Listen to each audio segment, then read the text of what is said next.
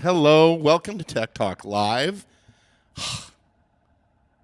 Hear my rotary speaker noise?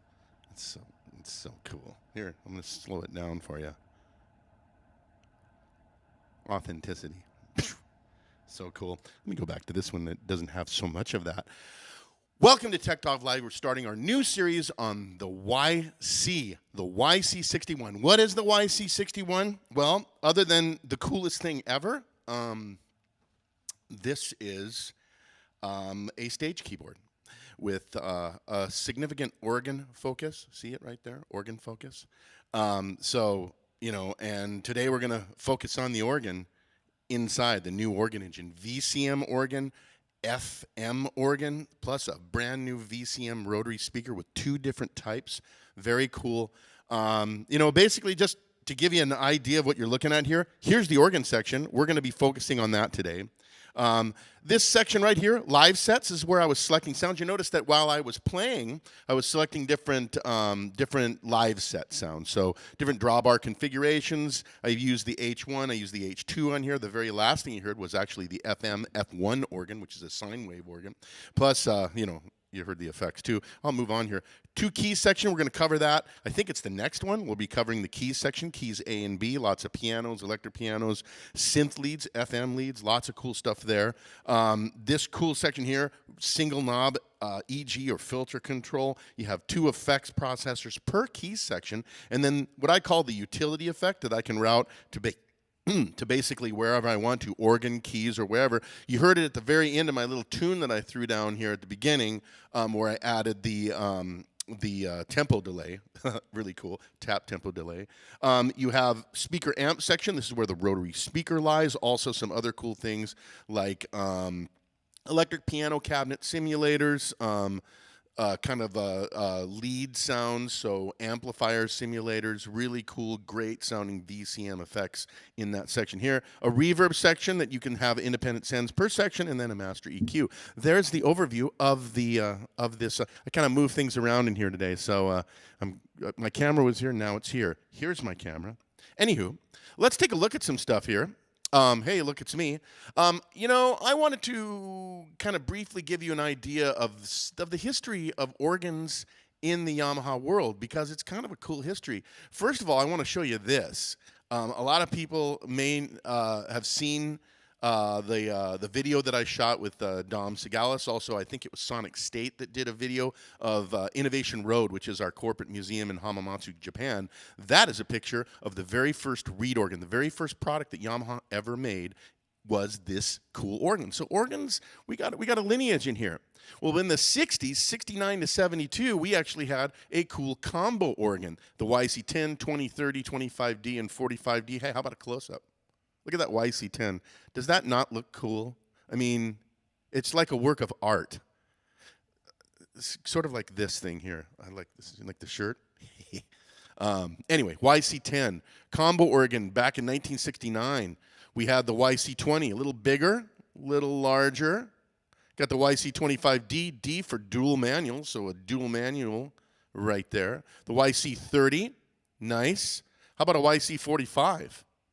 That is really cool. By the way, if you want to check out something very cool, one of the best, I think, times I ever had was when Nate and I sat in front of the YC45D in our synth space in the corporate office here in the U.S., and we just explored this amazing combo organ from 1972. We ran it through a Helix Stomp, the little Line 6 effects processor, so we had all these great sounds. It has a ribbon control on the front of it. So cool. By the way, just one last thing I kind of wanted to throw down since Innovation Road. Well, hey, look, that's a GX1. That's one of the rarest synths ever made. Doesn't it have kind of an organ look to it? It does. And of course, we also have our huge Electone line that is more home organ stuff, but look at that. You know, you see organ in our DNA. Look at the little mini keyboard for the lead sounds and stuff. So cool. So awesome. Hey, let's talk about this product, though. So I have a little close-up of what I'm doing here. So organs. Now, maybe like you, I don't know, some people I think are this way. I know I am. I'm not really an organ player. I'm learning how to be one. So a product like this is really interesting to me for a lot of reasons. One of them is that it's a perfect top keyboard. So I can put it up, and when I want to cover organ parts with this instrument, I can do it with this killer organ section. It also has the keys and stuff, which we'll talk about next week. But, for me, it's an ideal keyboard for a keyboardist, where I might have a lower keyboard here, and then something that I can play upper keys sounds or lead sounds or organ parts. Another side note, and we'll cover this in a later episode as well, you can MIDI in a lower keyboard and have it just play the lower manual, but still have access to the upper manual. So you can kind of have a dual manual thing. Really cool. But let's talk about organs here. Now I'm going to go over here. I'm going to use this live set to get to the next sound I want to grab here. And right now, it's a sound that has nothing on it because I want to talk about organ drawbar harmonics. Now, again, if you're familiar with the organ, you know this. But what exactly? To me, the organ is like the first additive synthesizer. you know, where you add things to create the sound. And the drawbars are that. And here's a graphic I put together that just shows the harmonics of an organ. So you have, and I'm going to start here at the top here, you have the 16-foot. So I pulled it down. So that's a fundamental. There's 8-foot, 4-foot, 2-foot, and 1-foot. Those are all octaves, and you see them on the graphic I have here lined out. Those are the octave harmonics, and I made them. The blue represents the black drawbars here because you couldn't really see black on black. So, but let's just pull these up so you can hear these.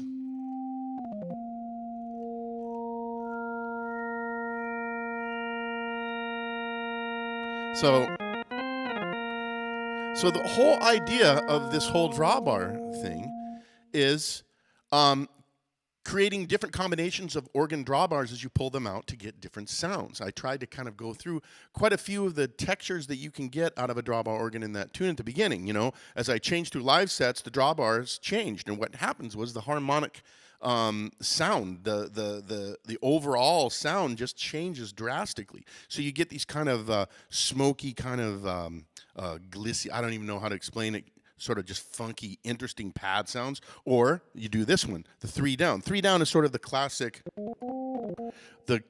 sort of jazz setting. Right now, I don't have any of the rotary speaker, anything like that. You know, the organ is actually kind of a system. So you have your settings here, but you also have other things in here like percussion and vibrato and chorus. There are 3 settings of each vibrato and chorus, and then you have percussion, second and third percussion, slow and fast, and normal and soft. So I'll start here with organ percussion. What percussion is, it's a little, it's like an extra drawbar, and it actually takes up the 9th drawbar when I turn it on, and it becomes more of a percussive sound, and it was added to the classic vintage drawbar organs as just another texture. So listen to it. Here's with organ percussion and off. So you hear that little at the beginning, a little faster attack.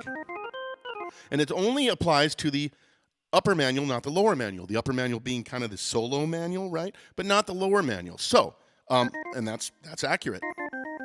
So second and third is just different harmonics that it's engaging, and they just sound a little different. This is slow, here's fast. Slow. A little bit different texture there, and then normal and soft. So, exactly what you'd expect on an organ. That's it. Vibrato and chorus, I really love chorus, especially. This is just my own subjective opinion here. Maybe not that much, but I like chorus 1 quite a lot. Or vibrato 1. Vibrato, hear it? Or off, so you have control over that as well. Now, what I want to do is I'm going to go over here to this section here. I just moved my system here. And I'm going to turn on the rotary speaker right here. Okay, now check it out with it off. Boy, rotary speaker is so much a part of the sound. So what is a rotary speaker? Rotary speaker is actually exactly that. It's a speaker, big cabinet, that has a horn and a rotor in it. The horn sends sort of the treble. The rotor is the low frequency. And it literally speeds up and slows down. It uses a motor, and it's the Doppler effect is actually what it's using for its effect. So it's like an effect processor that's a physical effect processor.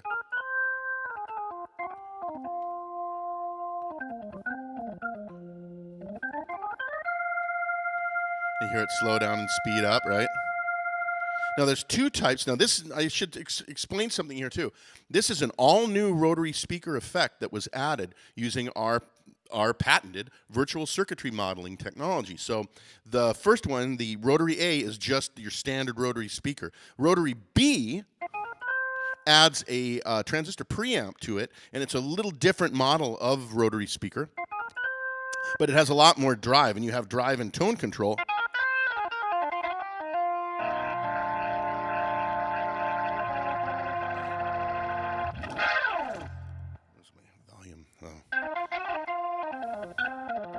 So different, different types of rotary speaker for different types of music. I'm a big fan of just straight up rotor A there. I love that sound.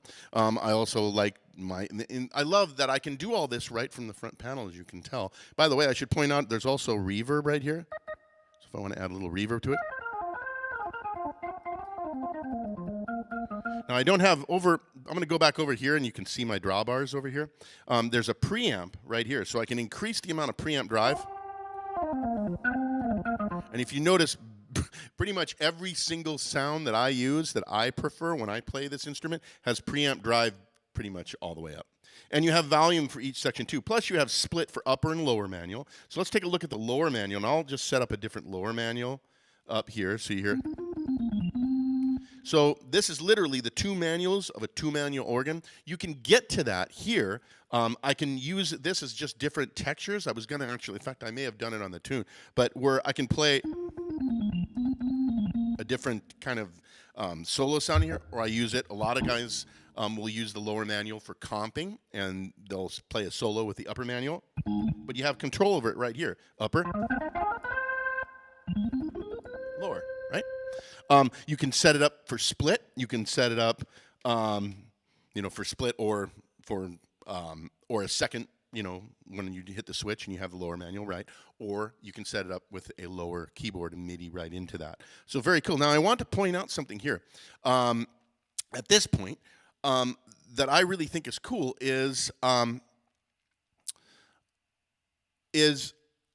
have done everything only from the front panel. The one-to-one interface makes this super fast. It's designed for exactly that. Let me switch to, since we're done with our rotor, let's take a look at the overhead here so you can see the whole system in front of you. Boom. Now, this is one thing I love about this instrument, is that it is so one-to-one. But let's say I want to do some organ customization. I want to show this really fast here. So I have this one, I call this just Basic H, is what it's called. It's the H1 model, and I'll talk about the models here in a second. But Basic H1 is like the studio model. It's like the one that is in pristine condition. There's 3 H models, H1, H2. H2 I would call the stage version, kind of the one that sits in the bar. And then H3 is a kind of a modified live version, I kind of like to call it that. It's actually modified, or it's actually inspired by the great rock organs that guys like Keith Emerson, Rick Wakeman, these guys would totally tweak things in their organ, and they would run it through different effects. In the case of someone like John Lord from Deep Purple, I don't even think he used a rotary speaker. He went right into a stack of guitar amps. So there's different ways, and so that H3 is a perfect one for exactly that kind of prog rock kind of thing. So here's how I like to say it. H1, I use it for jazz, definitely. R&B, it's kind of like my go-to organ for everything. H2, I like using that one for more gospel because it has a little bit more harmonic character, which I'm going to show you in a moment. A little bit more leakage, it just sounds a little different. It sounds a little more played in. And then H3, if I were doing something like, hard rock, progressive rock, definitely H3 is the go-to on that one. Now, here's what I wanted to show you. Now, when I touch right here, there's a settings and then menu. So what settings are specific to the live set. And this is where you can go in and edit things in the sound. So let's do some stuff here with some of the organ settings. So the first one I want to do is I'm going to increase leak level. So what leakage is harmonic bleed over from the different components of the drawbar organ, put it that way, that create the sound. So if I increase it, you get more harmonics.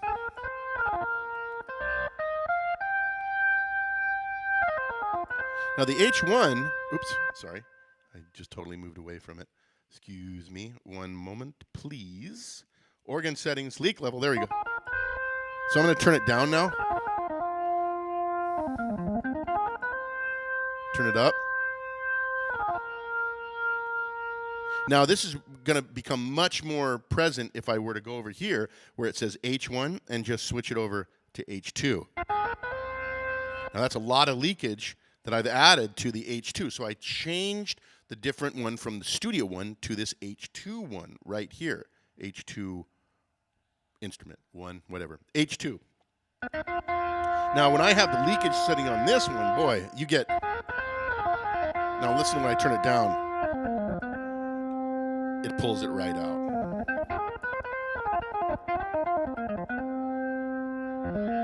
So you can really customize these sounds quite a lot. Key click level, or pull it out if you want. You have percussion linked to, oops, oh, I just moved the whole thing. Sorry about that. Oh, how do I get this back in exactly where I want it? Hold on one moment. See, part of the thing about this thing weighing 16 pounds total is that if you move a little bit too much, like I'm pretty aggressive and I'm a large person. Anyway, and then expression type. Now I want to point this out. This is something I pointed out during my NAMM show. You see where it says drive plus volume or volume. So that means it actually hits the preamp drive a little bit when I increase the expression pedal. I love that. That's how the real thing works. So you can really pop things. It has this nice organic when you really hit it with this expression type, drive plus volume. So you have these organ settings that you can customize right here. I want to move down one more and just show you one more thing here. Rotary speaker. You have the ability to really tweak the rotary speaker quite a lot. First thing I'll show you is just the background noise that I just turned all the way up. Adding that little thing adds so much just really authenticity to the sound. I usually keep it a little lower, but you can still hear it all the time in any live set I use because I just love that sound. It just adds to the vibe of playing an instrument like this. So you have background noise. Now some other things that I want to point out here too. You have stereo or mono. Now most of my H sounds I like in mono mode. Why? Because the actual vintage Drawbar organ is mono. So I kind of like the mono sound quite a lot. It just takes it out of the, it takes it so it's very mono. It's just a mono. You can really hear, at least I can hear in my cans when it's stereo or when it's mono. Love that. I love having the ability to change it from stereo to mono, especially for the organ sounds. And then the other thing, you have speed for the horn and the rotor, fast and slow, and you also have level for the horn and the rotor. Now, why is this cool? To me, this is cool. In particular, I usually roll the horn level down a bit, and then I go to my rotor level, and I increase that, because I like the lower, meatier sound. I have quite a lot of background noise here, but I can get to it. And even though this is the most menu dive you ever do, it's really fast. It's really fast to get in here and pull the background noise down a little bit, and then go back up here to my rotor level. I can pull it down or pull it up. So for me, I like to have a little bit more of that rotor level, a little bit less of the horn level. But if I were playing rock, maybe that would be different. I'd probably want more rotor because I want it to cut more. So you have the ability to really do some serious organ customization with the YC61 in this area right here.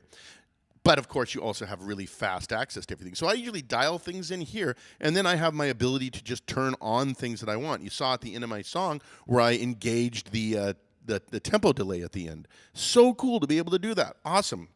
So let's take a look here at a few other things. Now, I have created some live sets in here, and I want to play through a few of the other ones, and I haven't even gotten to one of the other cool stuff in here, and that's just this one here, F2. So first, I'm going to start with F1. I did play it at the beginning, but since I've been talking so much, let's go to F1 Testify. So there's 3 F models. So 3 H models. H1, studio. H2, stage, little played in. H3, more of that tweaked out rock one, live one. Then there's F1, F2, and F3. F1 is a pure sine wave organ.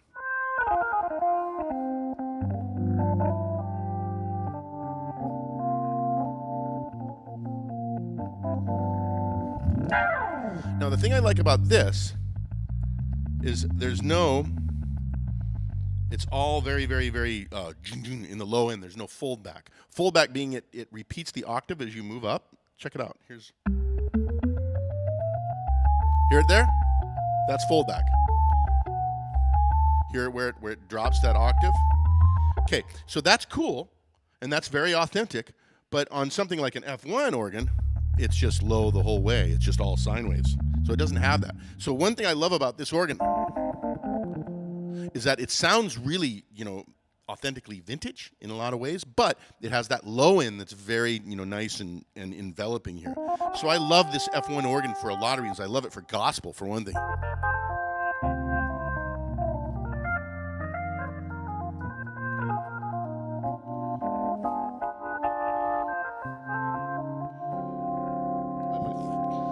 Foot switch down here so I can engage the rotary speaker if I'm using two hands. Isn't that cool?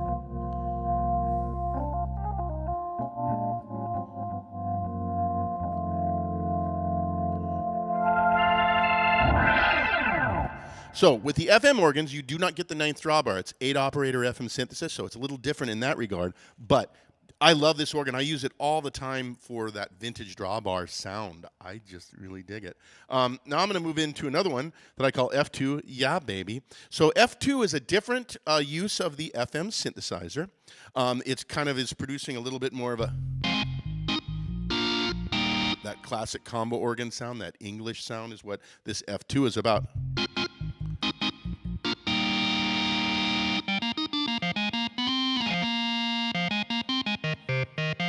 I'm splitting here.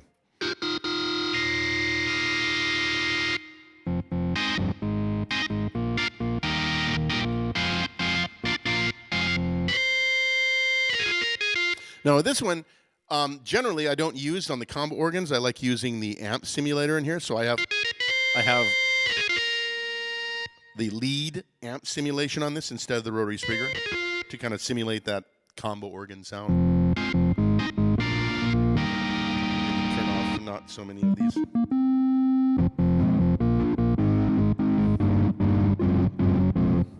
Turn the tone up. It's like a guitar. Really, nice, authentic combo organ sound. The other one that I want to play for you here, this one I like quite a lot. I call it Argento F3. F3, what is F3? F3 is more of a sawtooth waveform. I'm going to turn off this effect because I'll bring that in a second.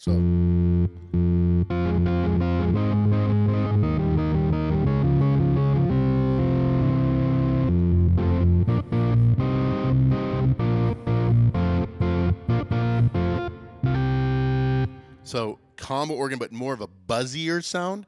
Now, one thing I love about this and why I call it Argento, I'm a big fan of Italian cinema, Dario Argento, scary, freaky, suspenseful kinds of things. With this one, I like to use some of the effects. You can really get some interesting sounds using the effect processors in this instrument. And this one is just a reverse reverb.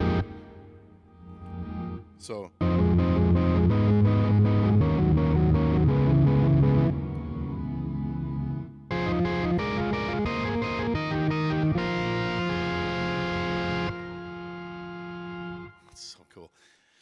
The effects are a whole other thing that we'll talk about going forward over this series. It really allows you to make a lot of interesting sounds just with the organ section. Now, as just a side note here with how you would use the organ, sure, I can use it as an organ focus thing where I'm playing just organ sounds in a traditional way. But the thing I love about this instrument is the ability to use the organ section as a pad sound. Right now, I don't have the sustain pedal on the organ because generally you don't use that. You use the FC7, the volume pedal, but you can turn it on.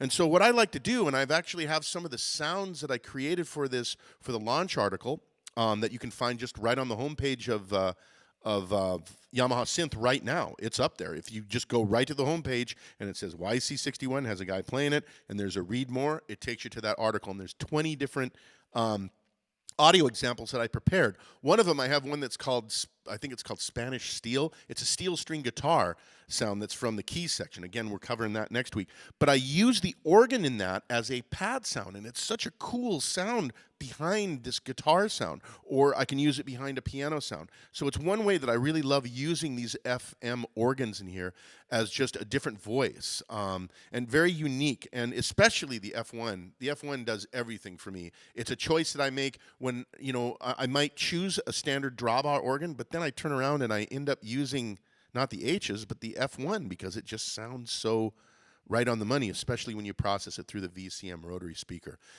You know, you can probably tell, I love this instrument. This thing is so cool that it's one of the coolest things that we've ever had. And we just did an artist video the other day, and this artist was talking about how you know, the organ is a part of his soul, and how much he was just drawn to all the range of sounds and that feeling that you can get when you play this instrument. It's really right there. So that's kind of a brief tour of the F section here, or sorry, F section, the organ section here. Again, you know, hit me up with any questions. I definitely want to cover some of the questions that were asked, because there's a few that I can certainly answer. But before I do that, I definitely want to get to the Qualtrics survey. We have a survey at the beginning that you can ask questions, and I'm going to answer a few of them here at the end here, but there is the link. The link is in the description. If you have any questions for Tech Talk Live, please just go up there and fill out and ask a question. Ask a nice question, and I'll give you a nice answer. I'm going to do one in a moment here. Yamaha Synth, I just told you about it. Go to Yamaha Synth. If you want to check out, again, that organ article. It's 22-minute read time is what it says. So it's a pretty extensive article. It really covers the YC, but I added tons and tons of audio examples so you can really get an idea of the range of sounds of this awesome instrument in the YC. But also at Yamaha Synth, you have the forums. You have lots of articles. You have lots of cool videos. We put stuff up all the time. I saw that Dom commented in here. We have videos by Dom Segalis, who does such an amazing job with his videos. So definitely go to Yamaha Synth for more of that kind of stuff. Soundmondo is our free social sound sharing site. Supports reface lines, supports montage, CP. It also supports YC. In fact, when we're done today, one of my goals today is to put up a bunch of these sounds for you to check out for anybody that has already purchased a YC. See, if you purchase a YC, you don't just get the sounds that are in there. You have access to Soundmondo. You can download tons and tons of sounds for your instrument or your montage or your ModiX. So cool. And it also runs on iOS. Hey, look, here's iOS right here, which is very, very awesome. I use the iOS app all the time for it. I actually am using what you see here as my camera here is a iPad Pro with the USB-C connector. Works great with that too. You get the USB-C to a USB connector, kind of like the Luke connector. Works perfectly. Works awesomely. Idea Scale, got an idea? Please join the Idea Scale community and ask us. We absolutely look at these Idea Scale ideas that people ask about something. Hey, would you add this to this keyboard? If it's reasonable, absolutely. We absolutely read this. So if you join the Idea Scale community, if you have an idea for a Yamaha synth that you'd like to share. And then finally, I definitely want to talk about the music production guide. This is done Hans-Peter Hinkel, who did the amazing video before me in German. He writes a lot of the articles in here. They are in-depth. This guide looks really good. It's there's 10 years, I think, going back. If you go to that address, it's links in the description there. Sign up for it and download them. There's really great articles in there that give you ideas about sound design, about products, all sorts of stuff. That's the music production guide. The link, again, right there in the description. Now, just me to the end here. Okay, let me find something right here because I wanted to answer some of these questions here. One of them was, I'll answer this one fairly quickly, but please take a look at Yamaha Synth for this guide. But this person was asking, could you cover the difference between single, multi, and hybrid modes and what they are? Okay, I will very briefly. So single mode, in a montage and a ModiX, this is specific to montage and ModiX, the single mode puts the entire instrument on one channel. So everything sends and receives on one channel. This is a very easy fix if you want to play something like the CFX Concert, which is a 4-part piano, and you just want to quickly record it all in one MIDI channel. If you have it in multi-mode, it sends it out on 4 individual MIDI channels. Now, that piano in particular, the part 1, I believe, is the hard or the soft strike layer. Part 2 is the hard strike layer. Part 3 is just the part in the top, and part 4 is the key off. Now, if you record it in multi-mode, you will only get, if you play on MIDI channel 1, right, you only get that one part. So we added single mode to make it easy for you to record the entire piano. Or another use of it would be a multi-part performance that has a bunch of arpeggios and grooves, and you just want to, boom, record it all very quickly. You can record it all on one channel in single channel mode, okay? Now, hybrid is an interesting addition that we added. And what hybrid mode allows you to do is set anything that has keyboard control set to on. So let's say something like CFX Concert, putting on keyboard control in your instrument. You can play that, and it plays all on the channel that you've designated. So if I say it's channel 1, which we'll go with there, only those parts, or 1, 2, 3, 4, send on channel 1. When you get to part 5, it goes 5, 6, 7. So it's multi, so it's hybrid. It's a cross between single and multi-mode. Why is this cool? Well, if you watched me play my tune, I think not last week, but the week before that, I play the piano on that, and and I use the sequencer, right? I'm playing CFX Concert, and I'm using hybrid mode because when I play my piano, that is playing on, all on the same channel, all at the same time, but I still have other tracks playing. Now, when I switch over to something like the guitar sound, where I selected it on, I think it's on track 7, so channel 7, I'm just playing that because I directly selected it.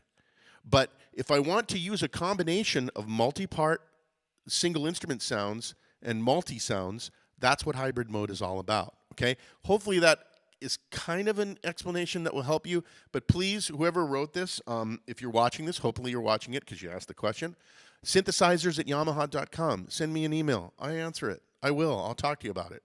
I use hybrid mode all the time, honestly, to let you know, because I love that flexibility of having whatever I say that is keyboard control is what I'm playing when I'm at the top of the performance. So it's very, very cool in that regard. I thought there was one more that I was going to try. Some of these are pretty intense things about like setting up with Logic. How do you configure ModiX with Logic or Studio One? Well, I didn't cover Studio One, but last week I definitely showed you how to get into Logic, and you can look at that. There's also a couple of videos that are out there on setting up Montage or ModiX with Logic. But I would say this for someone that's using something like Studio One, if it supports Mackie control, you're in. You just set it to Mackie control. Port 2 is what the remote control on Montage and ModiX, so you set it inside wherever that's at in Studio One to say, hey, I want to listen to remote control, Mackie control on port 2. Port 1 is always what's coming out of the keyboard. It's the tone generator, right? So, and then the other thing is the Yamaha Steinberg USB driver. You have to use that, or you don't have to, but I use it all the time because it's a single cable that connects everything. Remote control capability, obviously MIDI connection, but also multi-channel audio interface capabilities. You can certainly use another audio interface at any time, but there's something that's really kind of nice to have a single cable when you're just working on the synthesizer and you're connecting to a DAW of some type. When I want to use, you're listening to me through a Steinberg UR-RT4 that's mine, that I use for this. So when I need to use something with these killer Rupert Neve preamps, like a guitar player friend of mine comes in, or whatever, I will use that for that, sure. But when I'm doing stuff in Cubase, I use the Montage or the ModiX as my audio interface, as my remote control source, and as my MIDI interface, So there's so many different, again, YamahaSynth.com. If you're not looking at YamahaSynth.com, you're missing out if you own a Yamaha product. We try really hard to write articles that help you get the most out of your product, because that's the most important thing to me in what I do for Yamaha, is to make sure that you guys are creating music and having a great time with your product. So whatever it takes to help you with that, I'll do whatever I can, So once again, I just want to say I think I'm gonna call it now, because I'm certainly over time by 10 minutes, which isn't surprising because I just talk too much, a lot. My wife says this. But please like and subscribe to all of our stuff that we have up here. If you haven't gone to SoundCloud, by the way, and joined our community on SoundCloud, just like and subscribe there. It's Yamaha Synth, SoundCloud, www.soundcloud.com/Yamaha Synth. We have tons of podcasts up there, audio examples. It's going to get even cooler as we go forward with new stuff all the time. And that's pretty much, I think, all I have for today. But we also have Instagram, all sorts of things. Just like and subscribe, because that's what we like. We like the community. Once again, this is Blake Angelos right here. Next week, we're going to cover the YC keys section. You don't want to miss that too, because that's a whole other thing that's awesome about this 16-pound, 7-kilogram awesome keyboard that's made of aluminum. Oh, I love the YC. Anyway, take care. See you next week on Tech Talk Live.